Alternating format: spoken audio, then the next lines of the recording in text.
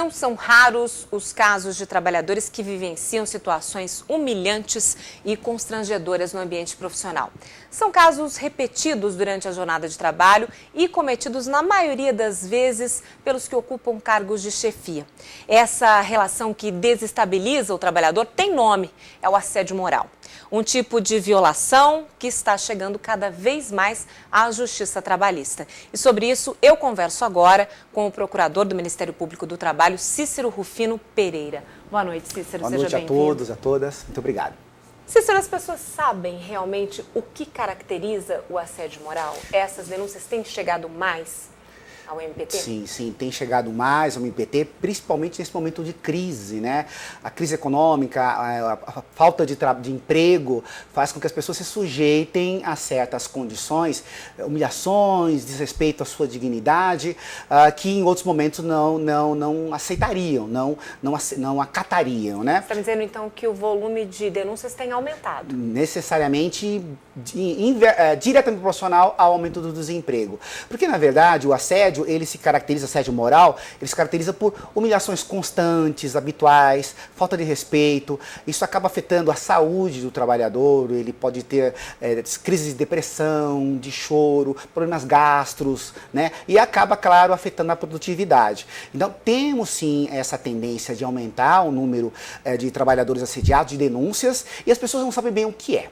Né? Esse que é o grande detalhe. Assédio ocorre no momento em que isso seja habitual, seja constante, seja uma coisa que incomode. Uma desavença, uma falta de respeito, de vez em quando, inoportuno, em decorrência do estresse. Faz parte da convivência, exatamente. Em qualquer ambiente. Agora, me diz uma coisa. Algumas pessoas ainda acham que o assédio moral, ele só pode ser denunciado ou ele só pode ser caracterizado se ele partir da chefia. E não é bem assim, né? Não. Existe um assédio moral que é inverso, né? Que, na verdade, acaba havendo um desrespeito, uma certa falta de trato social partindo do trabalhador contra o seu chefe, contra a sua chefia. Isso também acontece. Também é um assédio. Também Entre não colegas muito com comum. Nível hierárquico igual. Mais comum ainda é nível hierárquico igual. Se a gente pudesse separar, diríamos assim, a maioria dos casos é a partir de uma relação de poder. Então, na verdade, é o chefe em face do subordinado.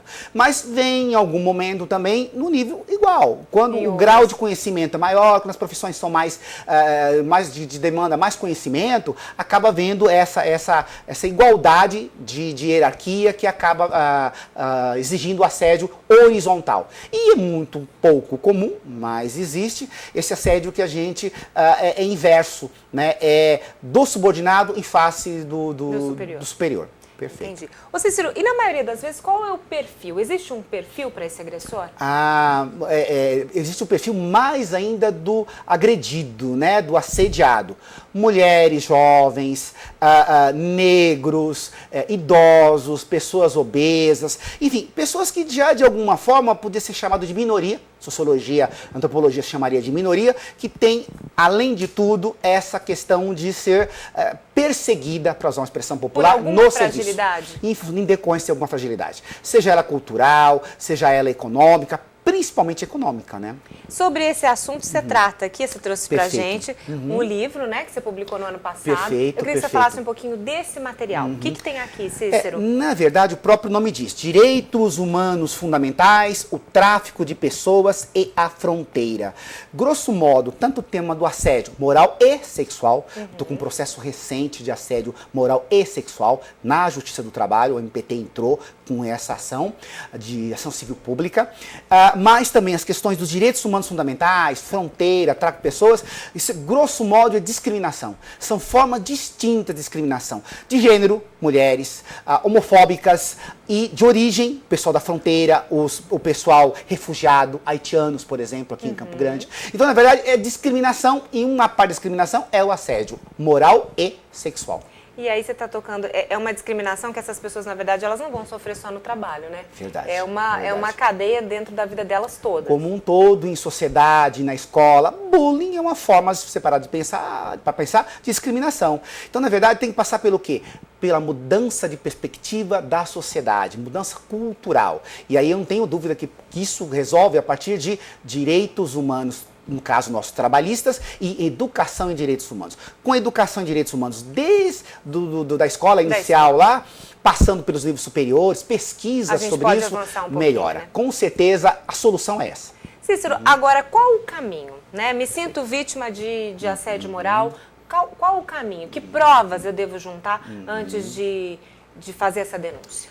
Perfeito. De imediato, tentar documentar esse assédio. E-mails, informações, testemunhas, que é difícil, porque depois a pessoa não quer testemunhar com medo de perder o emprego, mas alguns tipos de gravações, a Justiça tem admitido algumas gravações para provar o assédio que aconteceu por celular gravando.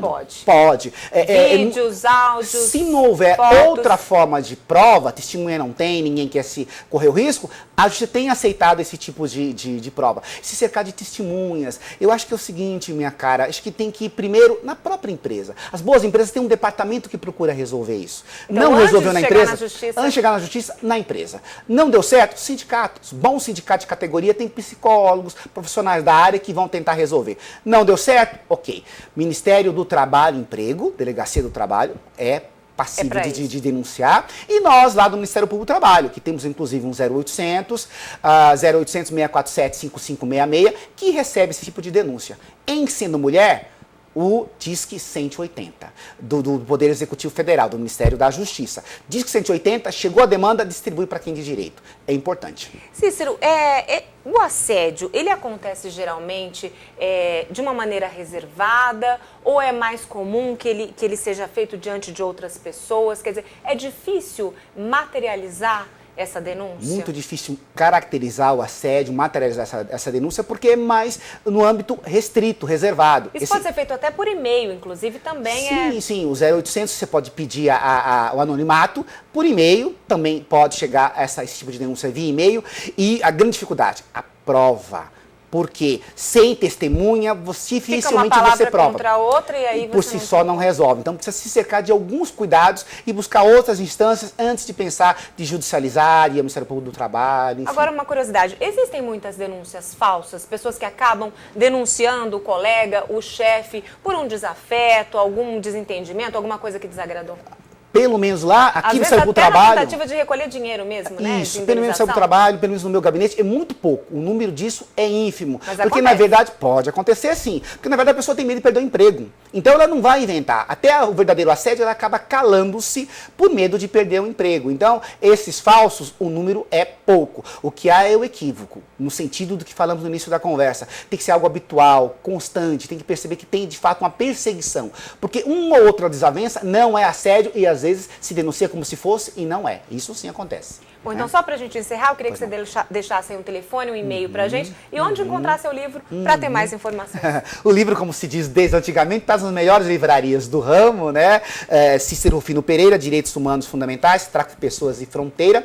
E, na verdade, o 0800 é o melhor canal. 0800 647 né? 5566. Obrigada pelas suas informações. Obrigado. Nós ficamos por aqui. Uma boa noite para você.